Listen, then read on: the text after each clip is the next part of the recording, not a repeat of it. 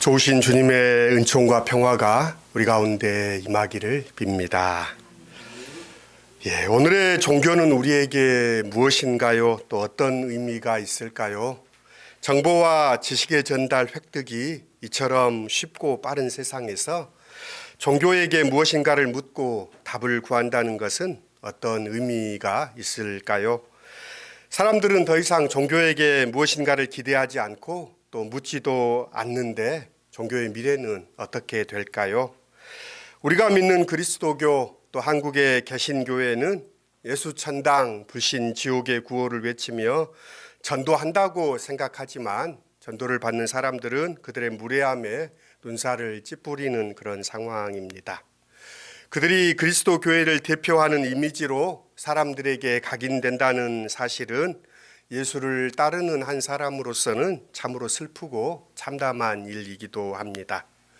자신들의 욕심을 숨기고 교묘한 말로 사람들을 미혹하는 사람들에게 추상 같은 말씀으로 그들의 위선을 폭로하고 꾸짖으셨던 예수. 누구보다도 인간의 고통을 잘 이해하셨고 그 아픔에 깊이 공감하셔서 사람들 안에 오셔서 그 안에 있는 하나님의 형상을 보아내시고 그 선함을 이끌어내셨던 예수. 그분은 참 사람이 얼마나 아름다울 수 있는가를 우리에게 보여주신 분입니다. 우리는 예수를 통해 참 사람으로 살기를 소망하고 바랍니다. 오늘의 우리에게 있어 그리스도는 누구이고 오늘의 그리스도를 우리는 어떻게 바라보고 있습니까? 사람이 사람으로 살아가는 것이 어떤 것인지를 보여주셨던 참 사람으로 오신 예수를 굳게 붙잡아야 할 때입니다. 종교는 우리에게 무엇일까요? 어떤 의미가 있을까요? 한자어의 종교는 으뜸 종자에 가르칠 교, 그러니까 으뜸이 되는 가르침이라는 의미입니다. 근본이 되는 가르침이 종교라는 것이지요. 라틴어 어원에서 릴리전은 리라는 단어와 리가레라는 단어의 합성어인데요. 리는 다시 그리고 리가레는 묵다라는 의미로 보다 더 큰 본질에 다시 묵는다라는 의미가 이 릴리전의 의미입니다. 그러니까 그리스도교는 예수께 우리를 묵는 것이요 예수의 가르침으로 돌아간다는 의미이기도 합니다.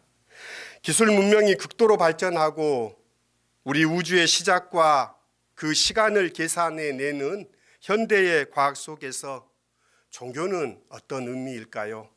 종교는 오히려 사람다움을 잃지 않고 이 우주 속에 우리가 길을 잃지 않고 살아가는 방법을 제시한다고 생각합니다. 성서는 오랫동안 우리에게 그 길을 제시해 왔고 많은 사람들이 이 성서 안에서 그 길을 발견했습니다. 우리도 오늘 이 성서 안에 그 길을 찾고자 합니다. 성서는 우리에게 이야기의 형태를 통해서 우리에게 우주의 시작, 인류의 시작, 인간의 갈등, 삶과 죽음을 들려줍니다. 오늘 본문이 되는 창세기의 이야기는 한 사람으로 시작된 이야기가 한 부족 그리고 한 민족을 이루는 이야기를 우리에게 들려줍니다. 오늘의 주인공은 요셉입니다. 요셉 이야기를 하려면 그 아버지인 야곱 이야기를 하지 않을 수 없습니다. 야곱이 주인공이기도 하지만 그 야곱의 이야기는 그의 아들 요셉의 배경이 되어줍니다. 아시는 것처럼 야곱은 쌍둥이 형인 에서와 참 대조적인 사람이었습니다. 에서는 호방하고 씩씩한 들사람이었다면 야곱은 집에 있는 것을 더 좋아했던 사람입니다. 에서는 그냥 두어도 제 앞가림을 잘하며 살 사람처럼 보였지만 야곱은 부모의 걱정이 되었고 제 앞가림하기 어려운 사람처럼 보였습니다. 어머니 리브가의 마음은 당연히 에서보다 약한 야곱에게 기울어졌습니다. 리브가는 야곱을 설득해 눈이 어두워진 아버지 이삭을 속이고 형에게 돌아갈 축복을 가로채게 만듭니다. 나중에야 그 사실을 알게 된 에서는 분노로 몸을 떱니다. 형제간에 이 불행한 일이 일어날 수 있음을 직감한 리브가는 야곱을 외가가 있는 밧단 아람으로 떠나 보냅니다. 쫓겨나다시피 집을 나선 그는 호롤단신 두려움에 몸을 떨어야 했습니다. 야곱은 돌을 베개 삼아 누운 베델에서 하나님을 만나게 됩니다. 야곱을 찾아온 하나님은 야곱을 다독이며 몇 가지 약속을 합니다. 크게 세 가지입니다. 내가 너와 함께 하겠다. 내가 너를 지키겠다. 내가 내게 복을 주겠다라는 하나님의 약속입니다. 이 약속은 하나님을 믿는 모든 사람에게 주어진 약속의 전형이기도 합니다. 하나님은 우리와 함께 하시고 우리를 지키시고 우리에게 복 주시는 분이시라는 것입니다. 야곱은 이 약속을 자신의 삶의 기점으로 믿었습니다. 그 밤의 만남은 야곱의 가슴 속에 들어온 꺼지지 않는 빛이 되었고 언제든 그가 돌아가야 할 영혼의 성소가 되었습니다. 밧단 아람에 도착한 야곱은 무려 20년을 그곳에서 머물렀습니다. 그 사이에 가정을 이루었고 많은 자식을 얻었고 재물도 많이 모았습니다. 그런데 그것이 화근이 되었습니다. 외삼촌 라반의 아들들은 대놓고 야곱이 자기 아버지의 재산을 빼앗았고 부자가 되었다고 수군거렸습니다. 야곱을 대하는 라반의 태도도 이전과 같지 않았습니다. 친밀했던 가족 관계에 재산 문제가 결부되자 야곱은 철저히 외부자 취급을 받습니다. 그는 언제라도 위험에 처할 수 있는 취약한 존재였습니다. 위기를 감지한 야곱은 가족을 데리고 귀향하는 길을 택합니다. 우여곡절 끝에 고향에 돌아온 그는 형 에서와 극적으로 화해합니다. 브니엘에서 두 형제의 만남과 화해 이야기는 성경에서 가장 감동적인 장면 중에 하나입니다. 귀향과 더불어 야곱이 행복하게 오래오래 살았다라고 말하면 얼마나 좋겠습니까마는 삶은 그렇게 녹록하지 않습니다. 그를 기다리고 있는 또 다른 시련이 그 앞에 놓여 있었습니다. 오늘 본문의 요셉 이야기에 있어서 문제는 야곱의 편애였습니다. 야곱은 늙음하게 얻은 아들 요셉에게 화려한 옷을 입혀 다른 형제들과 구별했습니다. 다른 아들들의 마음에 그림자가 깃들지 않을 수 없었던 것입니다. 편애는 누군가에게 불쾌한 경험입니다.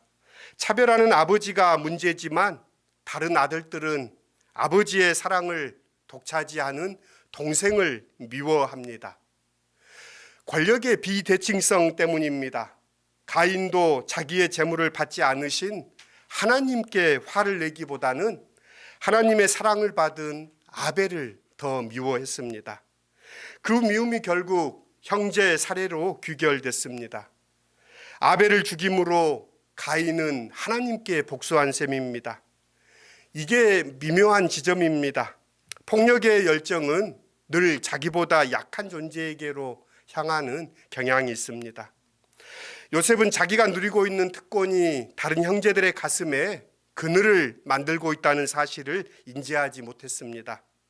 세상에서 누릴 것 다 누리고 사는 이들은 그렇지 못한 이들의 고통을 헤아리지 못하는 것과 같은 이치입니다. 해맑은 무지, 이게 요셉의 소년 시절의 모습입니다. 그는 형들과 함께 양을 치면서 알게 된 형들의 허물을 아버지에게 일러 바치곤 했습니다. 형제들은 그에게 말 한마디도 다정스럽게 나오는 법이 없었습니다. 그럴 수밖에요. 고자질하는 형제를 누가 좋아하겠습니까? 어느 날 요셉이 들려준 꿈 이야기는 형제들에게 기름을 붓는 격이었습니다. 형제들의 적개심을 불러일으켰지요. 꿈에서 밭에서 곡식단을 묶는데 자기가 묶어놓은 단이 우뚝 일어서자 형들이 묶어놓은 단들이 그 단을 둘러싸고 절을 하더라라는 이야기입니다. 형들은 그의 꿈과 그가 한 말 때문에 더더욱 그를 미워했다고 성서는 이야기합니다. 갈등이 심화됩니다. 요셉은 그런 분위기를 전혀 감지하지 못한 채 심지어 다른 꿈 이야기를 들려줍니다. 해와 달과 별 11개가 자기에게 절하더라라고 자랑 삼아 이야기합니다. 눈치 빠른 아버지는 아들들의 눈빛이 예사롭지 않음을 알고 짐짓 요셉을 꾸짖습니다. 또 그의 말을 마음속에 담아두었습니다. 그리고 운명의 날이 찾아옵니다. 형들과 양들이 잘 있는지 살펴보고 오라는 아버지의 지시를 받고 요셉은 명랑하게 형들을 찾아 나섭니다. 그는 세겜 들판을 갔다가 만나지 못하고 도단 들판에 이르러서야 형들을 발견합니다. 멀리서 그가 오는 것을 본 형들은 그를 죽여버리자고 모의를 했습니다. 가인 이후 또 다른 형제 살해가 벌어지는 찰나였습니다. 하지만 맏형인 루벤의 중재로 형제들은 요셉에게서 화려한 옷을 벗기고 그를 무리 없는 구덩이에 던져 넣습니다. 편애의 상징이었던 화려한 옷을 벗겨서 그는 벗겨진 차로 우물에 던져집니다. 나중에 형들은 요셉을 미디안 상인들에게 은 20냥을 받고 팔아버립니다. 상인들은 더 많은 돈을 받고 요셉을 바로의 경호대장이었던 보디발에게 팔았습니다. 화려한 옷이 벗겨지고 구덩이에 던지지고 종으로 팔리는 이 일련의 과정을 보며 우리는 요셉이 겪는 운명의 이 변전에 놀랍습니다. 가장 높은 자리에 있던 사람이 가장 낮은 자리에 처하게 되었습니다. 시련의 시간이었지만 그 시간은 또한 인생을 배우는 시간이었습니다. 주님께서 요셉과 함께 계셔서 앞길이 잘 열리도록 그를 돌보셨다. 그가 옥에서 형통하였다라고 성서는 우리에게 들려줍니다. 우리는 요셉이 보디발의 아내의 유혹을 뿌리치고 모함을 받아 감옥에 갇혔던 사실도 잘 알고 있습니다. 또 다른 전락입니다. 그런데 그곳에서 요셉은 달라졌습니다. 다른 사람들의 형편을 헤아리고 배려하는 사람이 된 것입니다. 낮아짐이 그의 인생에 준 선물입니다. 술 맡은 시종장의 꿈을 해석해 준 것을 계기로 하여 그는 나중에 바로의 꿈을 해몽하며 기근을 대비하게 하고 그 공로를 인정받아 총리가 되었습니다. 낮아짐이 급격했던 것처럼 높아짐 또한 급격합니다. 우리는 이 이야기에서 부족할 것 없이 많은 것을 누리며 살았지만 그 마음에 진정한 행복이 없었던 요셉을 잘 알고 있습니다. 형제들에게 버림받았다는 쓰라린 기억은 고요한 시간이면 어김없이 찾아와 그를 괴롭혔습니다. 그에게 응어리가 되었습니다. 그것이 해소되는 계기는 놀랍게도 가나안 땅과 애굽에 들이닥친 기근 때문입니다. 식량을 구할 길이 없었던 야곱 일가는 식량을 구하러 애굽에 내려오지 않을 수 없었고 요셉은 형제들을 즉시 알아보았고 만감이 교차했습니다. 노벨 문학상을 수상한 토마스 만은 요셉과 그 형제들이라는 이 소설에서 이 작가적인 상상력으로 그 부분을 메꿉니다. 요셉은 이 기근이 애굽뿐만 아니라 온 세상에 영향을 미칠 것을 알았고 가나안에 접한 국경에 경비들에게 이미 엄히 명령을 내려놓습니다. 가나안에 오는 사람들이 있다면 즉시 자신에게 보고하도록 요셉은 명령해 놓았다는 겁니다. 형들이 양식을 구하러 애굽에 내려왔을 때 형들을 알아본 그가 한 행동을 보아도 알 수 있습니다. 요셉은 형들을 알아보았지만 모른 채 하면서 엄한 목소리로 그들을 몰아세웁니다. 너희는 어디서 왔느냐? 너희는 정탐꾼이 아니냐라며 그들을 몰아세웁니다. 자기를 죽이려 했던 형들, 결국 종으로 팔아버린 형들이 이제 매우 취약한 상태로 자기 앞에 섰습니다. 그들을 어떻게 대해야 할지 요셉은 고민했습니다. 상처의 기억이 되살아나 견디기 어려웠던 것 같습니다. 그렇지만 요셉은 시련을 통해 인내를 배웠고 자신의 감정을 다스릴 줄 알았습니다. 요셉은 전전긍긍하면서 두려움에 떠는 형제들을 보면서 안쓰럽게 여깁니다. 그러면서도 요셉은 자신을 팔아먹었던 일 때문에 자신들이 하나님께 벌을 받고 있는 것이 아닌가, 형제들이 수군거릴 때 요셉은 혼자 물러나 울었습니다. 세월이 많이 지났지만 그래서 미움과 질투에 나를 세웠던 형들도 많이 늙었고 또 자기들이 한 일에 대해 후회한 것을 분명했기 때문입니다. 요셉 자신도 형들을 향해 품었던 그런 분노, 그런 복수의 감정이 많은 시간이 흐려져 가고 있음을 알았습니다. 하지만 요셉은 확인하고 싶었습니다. 형들이 정말 옛날에 그 사람들이 아닌지, 형들이 자기를 판 일에 대해 진심으로 후회하고 있는지, 늙으신 아버지와 어린 동생 베냐민을 향한 그들의 사랑이 진정인지를 말입니다. 그는 몇 차례 형들을 공경 가운데로 몰아넣습니다. 그러며 그들의 행태를 유심히 살핍니다.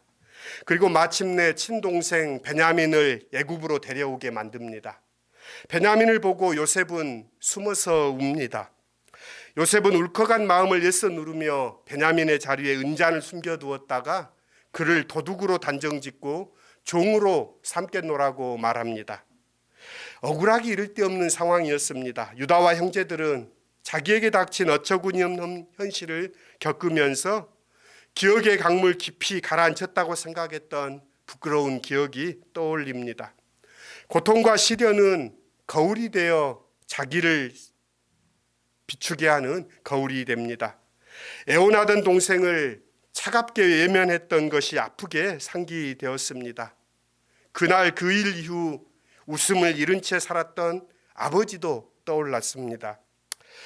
그때 유다가 나서서 사랑하는 아들을 잃고 슬픔에 잠긴 채 사신 아버지에 대해 말하면서 베냐민까지 종이 되어 없어진다면 아버지는 숨이 넘어가고 말 것이라고 말합니다. 유다는 아버지에게 닥친 불행을 참아볼 수 없다면서 베냐민 대신 자신이 종이 되겠다고 자청합니다. 진정한 참회가 일어난 것입니다. 마음으로 읽는 글에서 이 장면에서 유다가 나서서 자신과 형제들이 했던 요셉에게 행했던 몹쓸 죄를 유다의 애굽의 통치자에게 그들이 고백하는 부분이 등장합니다. 우리들의 11번째 형제는 아버지의 어린 양이자 정부인의 첫째 아들인 그는 짐승한테 찢긴 게 아닙니다. 그는 우리가 그의 형제들이 세상에 팔아치웠습니다. 그 모든 과정을 다 거치는 동안 요셉의 마음은 치유되었습니다. 더 이상 자신을 감추고 형제들을 몰아세울 이유가 없습니다. 요셉은 형제의 정을 억제하지 못하고 형제들에게 자기가 요셉임을 밝힙니다. 그리고 큰 울음을 터뜨렸습니다. 성경은 요셉이 방성대곡했다고 합니다. 그냥 우는 거지요. 걷잡을 수 없던 울음이었을 겁니다. 생각해 보십시오. 수십 년 동안 가슴 속에 응어리로 남아있던 것이 한꺼번에 눈물로 변해 터져 나오니 누군들 참을 수 있겠습니까? 형들은 잠시 영문을 몰라 어리둥절했습니다. 그렇지만 곧 사태를 깨닫고 그들은 두려움을 느꼈지요. 자기들이 한 일이 떠올랐기 때문입니다. 하지만 요셉은 형들을 가까이 오게 해서 자기를 보게 하고 그러고 말합니다. 내가 형님들이 이집트에 팔아넘긴 그 아우입니다. 그러나 이제는 걱정하지 마십시오. 자책하지도 마십시오. 형님들이 나를 이곳에 팔아넘기긴 하였다지만 그것은 하나님이 형님들보다 나를 여기에 보내셔서 우리의 목숨을 살려주시려고 그렇게 하신 것입니다. 이것은 놀라운 고백입니다. 요셉이 먼저 형제들을 향해 마음을 열었을 때 그는 그때까지 풀리지 않았던 생의 수수께끼가 한 번에 풀리는 것을 알았습니다. 형들이 자기를 애굽에 판 것은 하나님의 깊은 섭리 가운데 일어난 사건이라는 것이 말입니다. 우리도 살다 보면 부조리한 일을 겪을 때가 많습니다.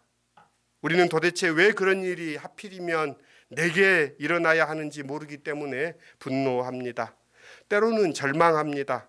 하지만 그런 문제는 이성으로 잘 풀어지지 않습니다. 나중에 가봐야 비로소 그 일, 우리 인생 속에 어떤 의미인지를 알 수 있기 때문입니다. 어쩌면 인생이란 풀어야 할 과제라기보다는 우리가 그 속에 들어가야 할 신비인 것입니다. 요셉의 가슴 속에 맺혔던 응어리가 눈물이 되어 흘러내릴 때 그는 모든 부조리를 넘어서는 고난의 의미를 이해했습니다. 저는 요셉의 마음에 하나님의 역사가 있었다고 믿습니다. 용서의 마음, 화해의 마음은 하나님의 선물이기 때문입니다. 애굽과 가나안 땅에 나뉘어 살았던 형제들이 만나 다시 가족이 되게 한 계기는 무엇입니까? 기근이었습니다. 구약 성서에서 기근은 하나님의 구원의 섭리를 드러내는 계기로 등장하고 있습니다. 어쩌면 우리가 편안한 일상에 길들여졌을 때 하나님의 음성에는 둔감하게 됩니다. 하지만 우리가 생의 기근을 만나 방황할 때 하나님은 비로소 우리 속에 은총의 샘물이 흐르게 하십니다. 기근이 없었다면 요셉의 마음속에 그 응어리를 품고 살았을 것입니다. 형제들은 동생을 판 죄책을 가슴 안에 깊이 묻어두고 평생 살아야 했습니다. 하지만 기근을 통해 그들은 하나님의 큰 섭리를 깨닫고 부조리한 것처럼 보이나 결국은 모든 것을 합력하여 선을 이루시는 하나님의 그 섭리를 그들은 함께 보았습니다. 우리에게 일어나는 일들이 다 우리의 뜻대로 될 수는 없습니다. 때로는 힘겹고 눈물겹고 피하고 싶습니다. 하지만 그것이 일어날 수밖에 없는 일이었다면 그 일을 통해 하나님은 어떤 유익을 우리에게 주실지 기대하십시오. 모든 일이 다 유익을 위해 일어난다고 생각하면 어쩌면 우리의 생은 풍성해질 것입니다. 지금은 이해할 수 없어도 하나님은 우리의 슬픔과 고통, 좌절과 눈물 그 안에 하나님의 일을 행하고 계심을 믿으십시오. 예수님은 당신을 따르는 사람들에게 하나님 나라를 사는 사람들의 삶을 이렇게 요약합니다. 너희는 너희 원수를 사랑하고 좋게 대하여 주고 또 아무것도 바라지 말고 꾸어주어라. 그리하면 너희는 큰 상을 받을 것이요 더 없이 높으신 분의 아들이 될 것이다. 너희는 아버지께서 자비하신 것 같이 너희도 자비로운 사람이 되어라. 세상이 어떠하든 예수께서 우리에게 보여주신 삶의 목표는 너무나 분명합니다. 우리에게 주어진 존재로서의 목표는 명백합니다. 자비로운 사람이 되라는 것입니다. 더 덧붙일 것도 없습니다. 그러기 위해서는 하나님께 마음을 집중하고 하나님 아버지께서 마음 쓰시듯 우리도 마음을 쓰려 애써야 합니다. 하나님은 우리들의 작은 노력을 귀하게 거두셔서 그것을 크게 만드시고 마침내 세상에 평화의 열매로 되돌려 주실 것이라는 근원적인 확신을 가지고 지금 할 수 있는 일을 시작해야 합니다. 사랑하기 어려운 사람을 사랑하고 선대하고 그에게 좋은 것을 주려고 했을 때 하나님은 당신의 일을 우리 가운데 행하십니다. 마침내 요셉의 마음에 드리웠던 그늘이 거칩니다. 그러자 자신은 자기의 그 삶의 의미들을 깨닫게 됩니다. 자기가 겪었던 시련은 자기 가족을 구원하기 위한 하나님의 큰 뜻이었음을 알게 되었습니다. 그렇다고 하여 형들의 잘못이 정당화될 수는 없습니다. 요셉은 비로소 형제들에게 자기의 정체를 밝히고 두려워하는 그들을 오히려 위로합니다. 하나님은 인간의 죄까지도 은총의 통로로 삼으십니다. 이 하나님의 구원 이야기는 큰 이야기의 일부가 될 때 무궁한 것처럼 보였던 고통도 의미가 있음을 알게 됩니다. 형제들은 마침내 하나님의 은혜 안에서 화해를 이루게 되었습니다. 오늘 우리의 시간, 우리의 삶의 의미, 종교가 어떤 의미일까? 우리의 지혜로는 풀어낼 수 없는 것처럼 보이지만 그 크신 하나님의 뜻 안에 하나님께서 이것을 빚으셔서 당신의 뜻을 이루실 것을 믿기에 우리는 오늘 살아가는 자리에서 주님을 신뢰하고 우리의 삶을 살아갑니다. 우리에게 주어진 삶은 풀어내야 할 문제가 아닌 하나님의 신비 안에 우리가 때로는 견뎌야 하고 때로는 그 안에 우리에게 주어진 일들을 행할 때 당신의 뜻이 우리를 통하여 이루어질 것입니다. 그 하나님을 신뢰하고 그 하나님의 은혜 안에 이 한 주간도 믿음의 길을 걷는 저와 여러분들이 되시기를 주님의 이름으로 축원합니다. 주신 말씀 생각하시면서 함께 같이 기도드리십시다. 아버지의 사랑을 받던 요셉이 옷이 벗겨지고 마른 우물에 던져지고 애굽에 내려가고 종이 되어 바로의 감옥에 갇혔습니다. 한없는 전락 속에 막다른 길처럼 보였지만 그 길 너머에 계시는 하나님은 그를 들어 올리시고 하나님의 뜻을 이루시고 한 가족을, 한 민족을 인류의 구원의 길을 여시는 분이심을 고백합니다. 우리의 지향이신 예수님을 잃어버리지 않도록 도와주십시오.